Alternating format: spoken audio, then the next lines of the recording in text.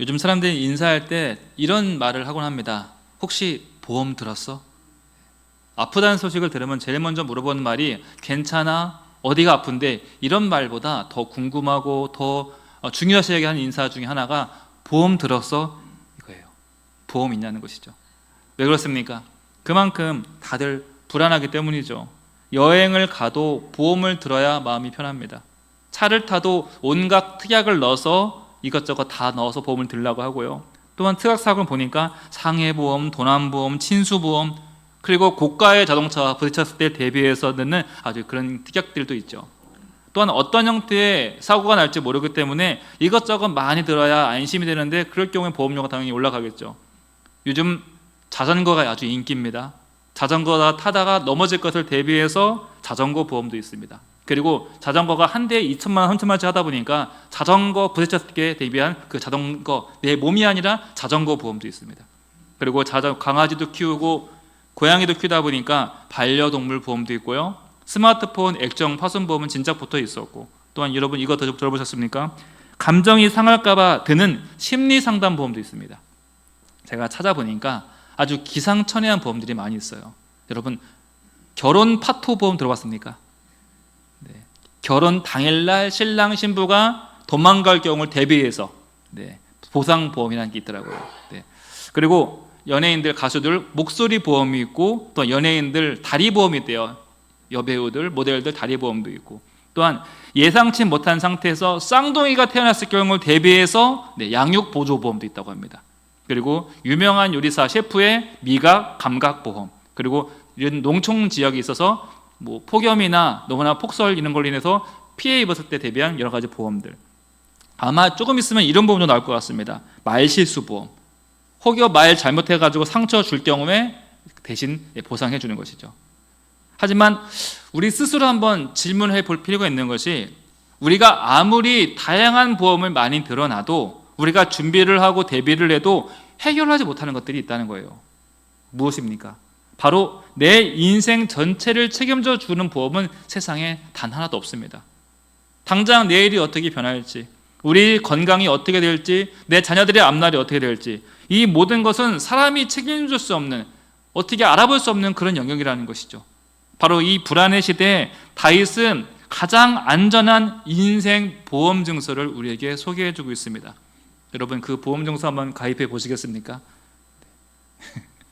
15절 말씀 보시면요, 나의 앞날이 주의 손에 있나이다, 이런 말이죠. 주님, 나의 시대, 내 인생을 내가 주님 손에 맡겨드립니다. 주님께 맡겨드리겠다는 거예요. 이 말은요, 내 인생 전체를 세상 그 어떤 보험보다 가장 안전하고 확신한 주님의 손에 맡기겠습니다 라는 강력한 신앙 고백인 것입니다. 그리고 이 고백이 오늘의 말씀의 결론이고요, 우리 신앙의 결론과 같습니다. 우리는 이 고백만 붙들고 끝까지 가면 되는 것이죠. 오늘 우리는 이 본문을 통해서 그렇다면 내 인생, 내 시대를 주님께 맡긴다는 것이 과연 어떤 것일까?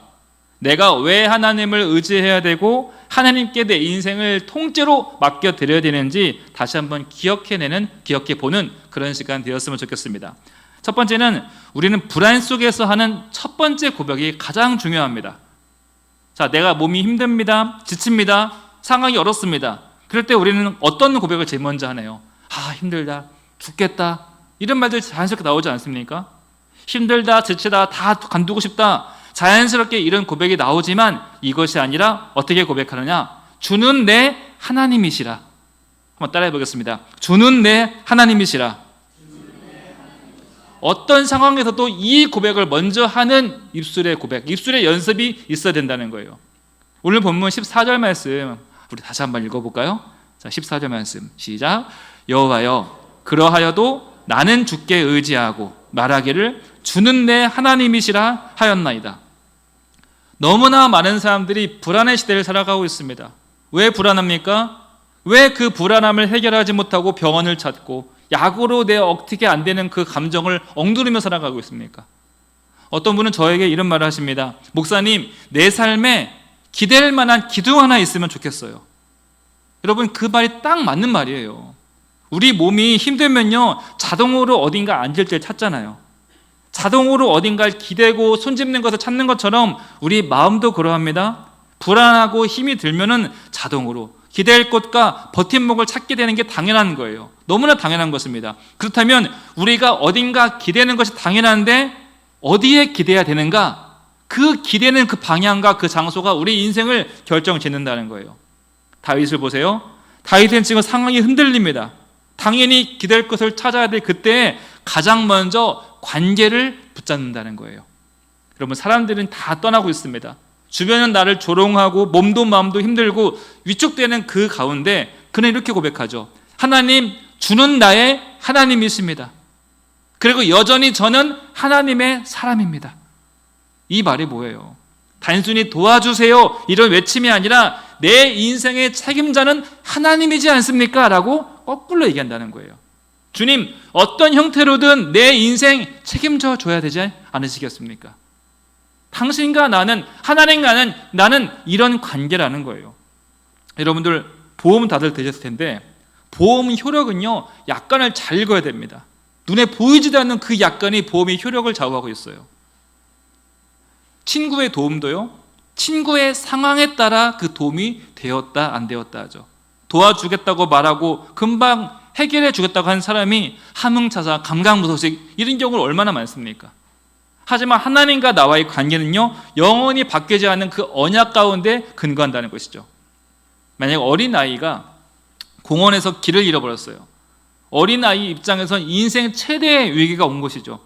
그럼 가장 먼저 뭐를 찾습니까? 엄마를 찾죠. 부모를 찾습니다. 그리고 아이는 부모를 찾고 놀이공원 관리자도 누굴 찾아요? 아이의 부모를 찾아요. 이 아이와 관계된 사람에게 누구인지 아이에게 물어보고 또 방송을 하는 것이죠. 위기가 찾아왔습니다. 그 해결 방안이 어딨냐는 거예요. 바로 관계에 있다는 거예요. 여러분, 어린 아이, 어른 아이 할 것 없이 사람은 누구나 관계를 확인하고 관계가 눈에 보여야 사람 마음이 안정을 찾게 됩니다. 가령 핸드폰이 고장이 났습니다. 인터넷도 잘 안 됩니다. 그래서 고객센터에 전화를 했더니 나는 마음이 급해가지고 빨리 좀 해결되기를 전화했는데 고객센터 직원은 제일 먼저 뭘 물어봐요? 내 이름을 물어봐요. 그리고 내 주민번호 물어보고 내 핸드폰 번호를 물어봅니다. 그 회사와 고객과의 관계가 있는지 없는지를 먼저 확인한 후에, 그리고 나서 확인 후에 도와주기 시작한다는 거예요. 나는 아무리 서둘러도 관계부터 확인하는 것이죠. 여러분, 이것이 바로 관계의 힘입니다. 관계를 먼저 확인하는 것, 다윗이 지금 하나님께 이거 하는 겁니다. 주님, 하나님은 나의 하나님이십니다. 다른 이의 하나님이 아니라 나와 관계를 맺은 하나님이십니다. 그리고 저는 주님의 사람입니다. 뭘 얘기하는 것이죠? 관계를 얘기한다는 거예요. 이렇게 관계를 고백했으면 그 다음으로요, 나의 의지를 고백해 줘야 돼요. 어떤 사람은 스트레스를 받으면요, 비타민 드링크를 연달아 먹고요, 커피를 주구장창 먹기도 합니다. 또 어떤 사람은 핸드폰을 껐다 켰다를 반복하면서 그 불안감을 표현하기도 하고 TV 채널을 쉴 틈 없이 돌리기도 합니다. 이렇게 불안함을 가지고 있는 사람의 특징은 무언가 마음 기댈 곳을 찾게 된다는 거예요. 다윗도 지금 무언가 기댈 때가 필요합니다. 우리 14절 말씀 다시 보세요. 나는 주께 의지하고 말하기를 나는 주님께 기대겠습니다. 나는 주님께 기대겠습니다. 흔들리는 사람에게서가 아니라 보험에 내 인생을 거는 것이 아니라 나는 하나님께 내 인생을 기대겠습니다 라고 얘기하는 거예요. 여러분, 내가 비타민 하루에 40알을 먹은들 내 불안이 사라지겠습니까? 채널 500개 나오는 TV 채널을 내가 신청한들 이 불안이 사라지겠습니까? 보험을 아무리 많이 가입한들 내 인생의 불안, 우리 인생 자체의 불안이 사라질까요? 그렇지 않다는 것이죠. 다윗은 나에게 진짜 위로와 안심을 주는 하나님께 내 마음을 기대기로 다짐합니다. 이것이 우리가 가져야 될, 함께 받아들여야 될 태도라는 것이죠. 이렇게 하나님이 나의 하나님이라는 관계를 먼저 선포합니다. 그리고 그 관계를 의지하고 기대하는 것이 바로 우리의 신앙생활이에요. 여러분, 나와 필연적으로 연결되어 있고 끊을래야 끊을 수 없는 하나님께 기대하고 하나님을 의지하는 여러분 되시길 축복합니다. 그리고 마지막으로요, 이 선언을 하셔야 됩니다. 주는 내 하나님이 있습니다. 한번 따라해 보겠습니다. 주는 내 하나님이 있습니다. 이것을요, 입술로 직접 고백하셔야 돼요. 마음으로만 하는 것이 아니라 입술로 하나님이 들을 수 있는 목소리로 크게 외치셔야 된다는 거예요. 왜 그렇습니까? 말은 방향이에요. 여러분, 운전할 때 악셀을 밟는다고 나가는 게 아니죠. 핸들을 잡아야 올바른 방향으로 나가는 것처럼 말이 그 방향 역할을 합니다. 우리의 신앙의 고백과 신앙의 선언이 너무나 중요한 것이 우리가 어디로 향해야 될지를 우리 말이 결정을 하는 거예요. 우리가 어디를 바라봐야 될지, 어디를 의지해야 될지 말이 결정한다는 거예요. 제가 지금 억울합니다, 힘듦이 듭니다. 자연스럽게 나온 말이 정말 힘들다, 죽겠다. 이게 자연스러운 말이에요. 이게 내 마음의 방향인 거예요. 그러나 내 상황과 상관없이 하나님이 내 하나님이십니다. 이것을 먼저 고백하면 내 삶이 그쪽 방향으로 당연히 나갈 수밖에 없다는 거예요. 내 감정에 끌려가는 것이 아니라, 내 상황에 끌려가는 것이 아니라 하나님과의 나의 관계에 끌려가는 저와 여러분 되시길 축복합니다. 그래서 우리는 항상 이렇게 말씀하셔야 됩니다. 주님, 주는 내 하나님이십니다. 주님은 내 하나님이십니다. 다른 사람의 하나님이 아니라, 남들이 자랑하고 남들이 간장하는 남의 하나님이 아니라 하나님은 나의 하나님이십니다. 이 고백을 늘 가지고 계셔야 된다는 거예요. 그래서 우리가 불안을 이기는 첫 번째 걸음은요, 내 인생의 주인이 누구인지를 마음으로 아는 게 아니라 입술로 고백하고 선포하셔야 된다는 거예요. 우리 다시 한번 따라해 보겠습니다. 하나님은 내 하나님이십니다. 나는 주님의 사람입니다. 이 고백으로 사시길 바랍니다. 이 고백, 마음이 아니라 입술로 하루에도 수십 번씩 선포하면서 살아가는 저와 여러분, 정말로 하나님과 끊을래야 끊을 수 없는 그런 관계로 묶여져 있는 것을 그 누구도 방해하고 회방할 수 없는 그런 돈독한 관계가 여러분 가운데 있길 축복합니다. 두 번째로요, 삶 전체를 맡길 수 있는 믿음이 우리 가운데 필요한데, 우리 15절 말씀 함께 읽어보겠습니다. 시작. 나의 앞날이 주의 손에 있사오니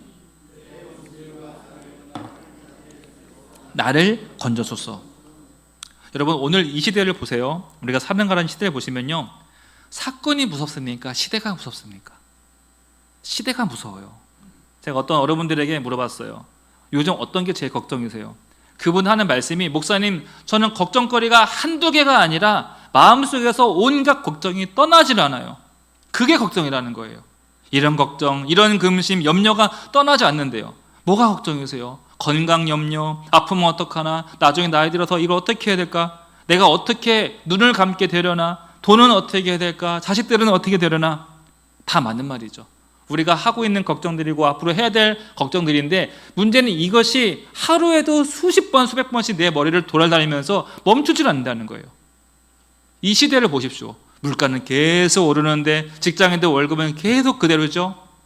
건강은 예측이 안 됩니다. 자녀의 미래는 불확실하고요, 일은 해야 되는데 자꾸 체력은 안 따라주고, 뉴스만 크면 마음 무너지는 일들만 계속 반복되고 있어요. 제가 동물의 왕국이라는 그런 프로그램을 좋아합니다. 내셔널 지오그래픽 이런 것들을 좋아하는데, 거기서 한 번은 멧돼지 이야기가 나온 거예요. 멧돼지 서식지에는요, 여우들이 자주 출몰하게 될 경우에, 또는 치타나 그런 상위급 동물들이 자주 출몰하게 되면 멧돼지들은요, 의도적으로 번식을 하지 않는데요. 새끼를 낳으면 잡아먹힐 확률이 너무나 높기 때문에 안전한 서식지를 찾기 전까지는 그 본능과 같은 번식을 의도적으로 끊어버린다고 합니다. 참는다고 합니다. 여러분, 그게 딱 우리 시대랑 똑같은 거예요. 어른들은 말합니다. 왜 도대체 결혼을 안 하냐? 왜 결혼을 했는데 왜 애를 안 낳냐? 왜 낳더라도 하나밖에 안 낳냐? 여러분, 젊은이들이요, 왜 결혼을 안 하고 왜 아이를 안 낳을까요? 그 멧돼지랑 똑같아요. 지금 시대가 너무나 불안한 거예요. 주변에 여우들과 같은, 표범들과 같은 불안 요소가 너무 많으니까 하고 싶어도 의도적으로 스스로 멈춰버린 거예요. 요즘 도시에서 결혼하려면 돈이 얼마나 드시는지 아십니까? 깜짝 놀랄 만한 돈이 들어가죠. 또한 결혼과 동시에 감당할 수 없는 빚을 떠안아야 되고요. 정말 시대가 많이 바뀌었습니다. 부모 도움으로 어떻게 결혼을 했다 치더라도 아이를 하나 낳는 순간 큰 걱정거리, 불안 요소가 한꺼번에 늘어나는 거예요. 자녀가 아이를 낳으면요, 부모가 돈을 벌어야 되는데 그 누가 키우겠습니까? 할머니들이, 할아버지 다 키워야 되는 거잖아요. 도시에서, 교회에서 할머니, 할아버지들 60대에 한창 일하실 분들이 교회에 없어요.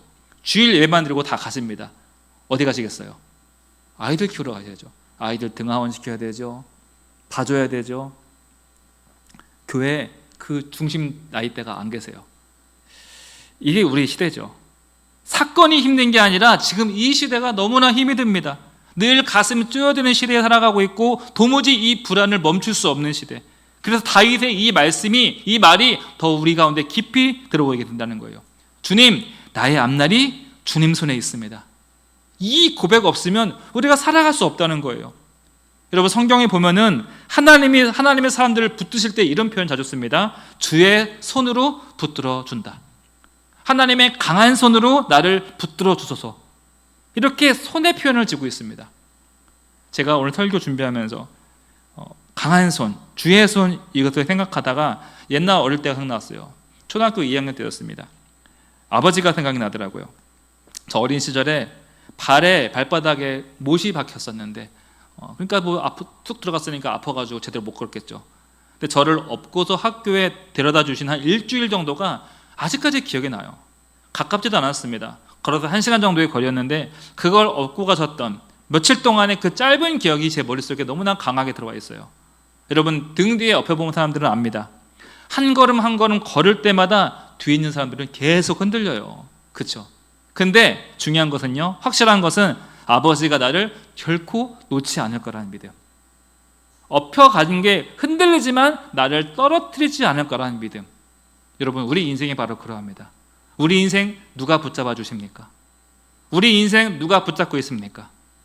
하나님의 강한 손이 우리를 붙잡고 있습니다. 여러분, 흔들릴 수 있습니다. 사망의 음침한 골짜기도 걸어갈 수 있습니다. 그러나 그 손이 나를 결코 놓지 않는다는 그 믿음을 가지고 가셔야 된다는 거예요. 신앙생활에서 맡긴다는 게 무엇입니까? 나는 아무것도 하지 않겠다, 이게 아니잖아요. 나의 무게를 하나님이 함께 들어주시겠다. 내가 걸어가는 그 길 가운데 나 혼자가 아니라 하나님이 나와 함께 하시겠다. 여러분, 이것이 하나님께 맡긴다는 것이잖아요. 이것이 바로 맡김의 신앙입니다.